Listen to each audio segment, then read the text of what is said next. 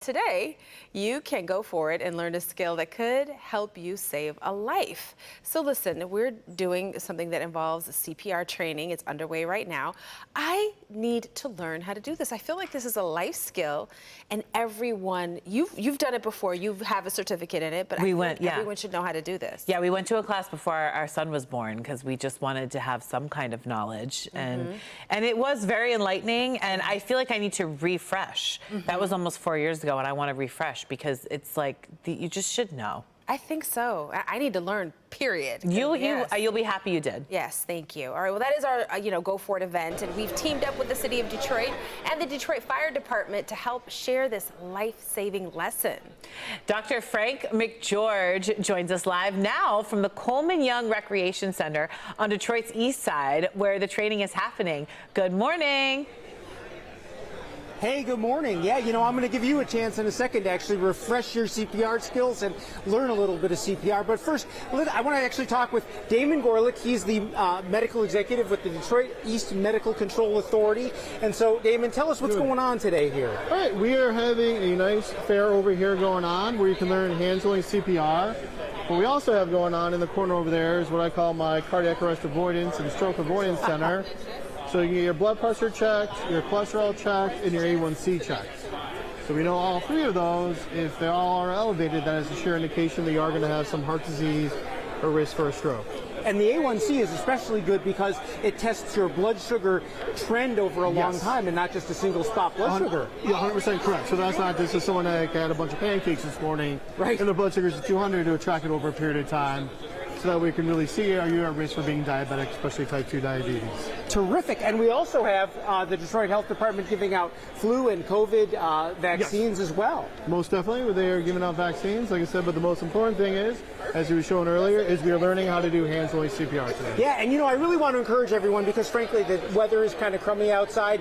We have had a great turnout so far, but we are moving people through very quickly. So even if you did not pre-register, come on out. There's actually no wait. You can essentially get right in the queue to learn CPR first through a video, but then most importantly, get hands-on practice with a mannequin so that you can learn how to do CPR and see how deep and how fast you actually need to compress. And studies have shown that the more you practice or having practiced makes you more likely to actually do CPR when it is necessary. Is that right? That is 100% correct. And we need people to be doing CPR. Every minute that somebody is in cardiac arrest and no one is doing CPR, their chances of survivability decreases by 10%. So if you figure if you're just going to wait for EMS to arrive, even if EMS shows up in 5 minutes, it's still a 50% decrease if you survive in that event. Exactly. And you can see people are here, they're learning. I think universally I've noticed people are always surprised at how far and how fast they have to compress. Is that is true. It is definitely true. People are generally surprised about how exhausting it is, and that's why we do teach them, to practice and all that. But with the proper technique, it does become a little bit easier. Well, why don't you show me the technique here real quick? Sonny, why don't you spin around and why don't you walk me through what I should learn? Okay. So you're going to get on your knees right there. The most important thing is to be as perpendicular to the patient as possible. So you want to be as close as, because you want the power to come from your back, not your triceps. So put your palm of your hand right there, in between there.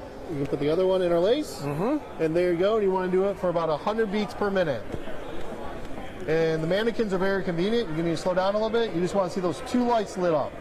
When you got those 2 lights up, you're doing the correct rate and depth. And you can see that those lights are actually really handy.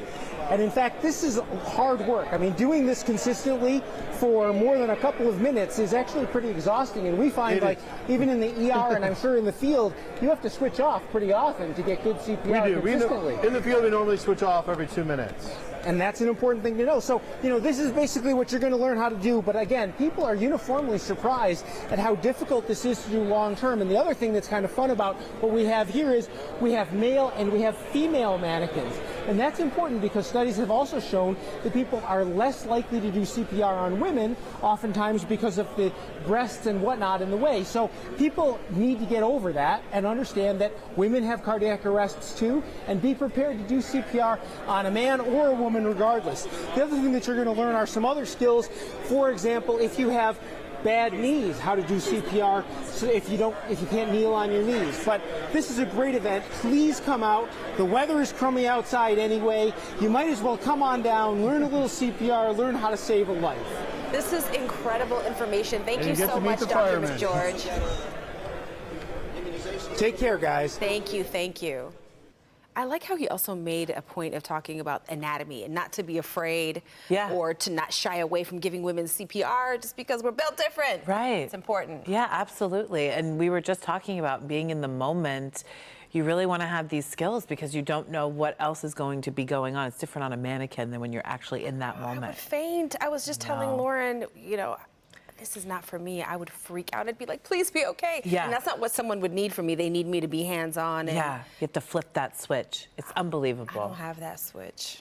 I don't either. I don't think I we have were that both switch. talking about it's the one thing I fear the most, like as a parent too. I feel like I'm an easygoing parent, except when it comes to them chewing and eating. I'm always just like, what are they eating? Like I'm just so nervous about the whole blame thing. you. And I took the course. So Listen. get in there, take All right, it. thank you. It'll make you feel good.